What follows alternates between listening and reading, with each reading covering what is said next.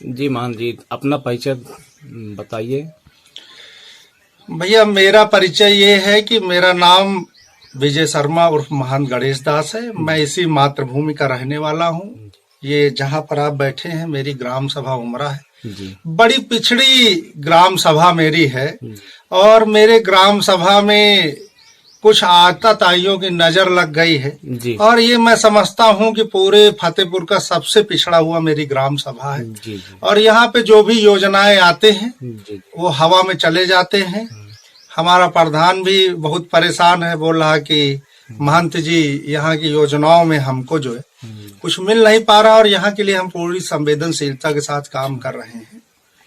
और पूरे फतेहपुर में जी आज माफिया तंत्र बैठा हुआ है। जी चाहे गंगा माँ के गर्भ को जी पोकलैंड से फाड़ना हो, जी चाहे हेल्थ माफिया हो, स्वास्थ्य माफिया हो, जी शिक्षा माफिया हो, जी जुडिशरी में भी अब माफिया बैठने लगे। जी तो बड़ा जो है परेशानी का सबब आज लोकतंत्र के सामने है जी और हम भी जी बहुत परेशान हैं।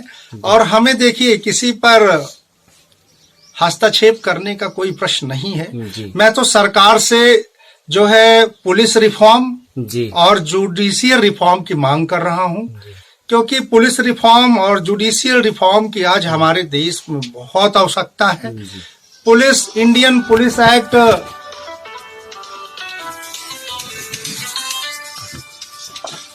काट दो, उसको साइलेंस में कर दो या बंद कर दो। हाँ बताएं। इंडियन पुलिस एक्ट 1864 ये अंग्रेजों द्वारा बनाया गया कानून है जी और ये हमारे देश के फ्रीडम फाइटरों को परेशान करने और उनका दलन करने का, भारतीयों को दलन करने के लिए कानून बना था। जी और आज वही कानून सदियों से हमारे भारत में लागू है। जी और बड़े अफसोस के साथ कह रहा हूं कि स्वतंत्रता के इतने साल बाद भी जी हम उस परतंत्रता के कानून को बदल नहीं पाए। हमारे देश का बहुत बड़ा दुर्भाग्य है। लेकिन अगर फतेहपुर की जनता हमको पार्लियामेंट में पहुंचाती है, जी जनता जनार्दन के आशीर्वाद से, सभी फतेहपुर के नागरिकों के आशीर्वाद से, तो ये जितने भी जनता से जुड़े हुए मुद्दे हैं जी मैं उनको सांसद में जोर शोर से उठाने का काम जी करूंगा और उसको इम्प्लीमेंट करने के लिए जन आंदोलन चलाने का भी कार्य करूंगा। जी जी तो मानती जी, जो आपके स्वतंत्रता के इतने साल बाद भी जी हम उस परतंत्रता के कानून को बदल नहीं पाए। हमारे देश का बहुत बड़ा दुर्भाग्य है। लेकिन अगर फतेहपुर की जनता हमको पार्लियामेंट में पहुंचाती है, जी जनता जनार्दन के आशीर्वाद से, सभी फतेहपुर के नागरिकों के आशीर्वाद से, तो ये जितने भी जनता से जुड़े हुए मुद्दे हैं जी मैं उनको सांसद में जोर शोर से उठाने का काम करूंगा जी और उसको इम्प्लीमेंट करने के लिए जन आंदोलन चलाने का भी कार्य करूंगा। जी जी तो मानती जी, जो आपकी पार्टी है उस पार्टी का नाम कृपया बताएं और आपका विचार कैसे आया राजनीति में आने के लिए।